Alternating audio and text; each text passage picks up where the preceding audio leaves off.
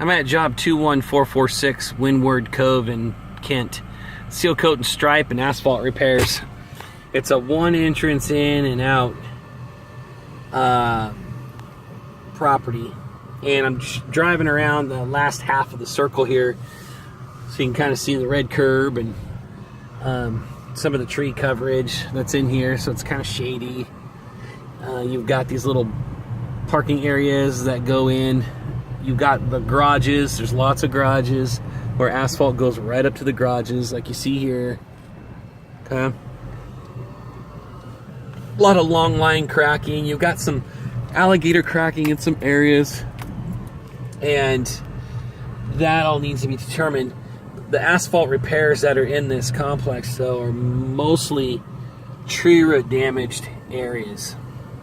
So I'm just going to finish up the drive around this circle, and then I want to show you the quantities here real quick.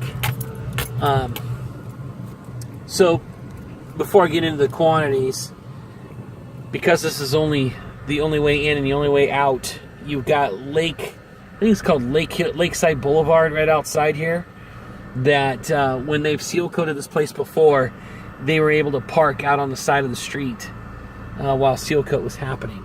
So that means we could probably do this in 2 phases. This seal coat is about 101,000, almost 102,000 square feet. And let me pull up the quantities that I got from our competitor, Cedar Creek. So here's the outlining of the aerial map here. And you can see to the left is the entrance in and out. And then you've got Lakeside Boulevard East, where all the residents can park during seal coating. She said, I talked to the president that's here, and she works with McPherson. McPherson Property Management is the company that called us. James did. And so he shared with me Cedar Creek's quantities in here because he wanted us to be apples to apples. But the board president, Karen, said they could park out there, so we could probably do this in 2 phases and split it like from right here and right here and let people go in and out of one side, and then we'll close off the other entrance. So it's kind of like an entrance in, exit out, but we could maybe split it down the middle and do half and half. Okay, so here's the quantities I got from Cedar Creek that McPherson was kind enough to give me. Okay, so asphalt repairs. I'm not going to go around and mark the areas right now because I know that Cedar Creek's pretty competitive, and I've lost a decent amount of jobs to them already in my short time here. But they did provide 57 locations on their quote and up to 93 tons. So I say we take the 57 locations and we divide it up amongst that 93 tons to create our bid. That means we won't have our areas marked on an aerial map, but at least we can provide numbers to start. And if we get the job, then we can compare maybe an aerial map that the competitor had,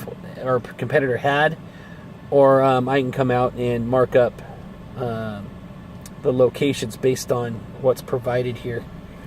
Okay, so power washing. We'll probably have a day of power washing in here, maybe 2. It's all along the edges. So I would imagine it's going to take at least a full day, maybe a day and a half to do that. The square footage is 101,802 square feet, 22 square feet.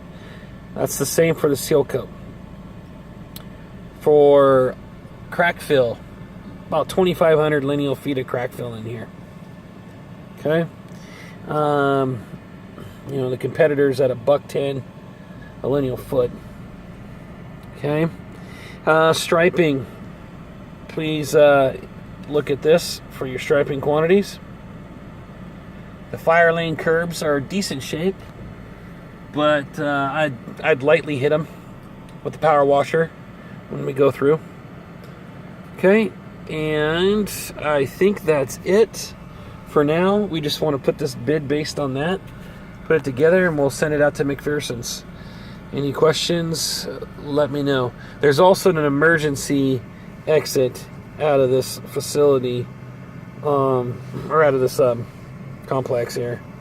see if I can find it real quick. Okay, so as you come in the entrance here, there's some removable bollards that are over here that you could have access into the neighbor's facility there. Okay, I think that's it. Any questions, let me know.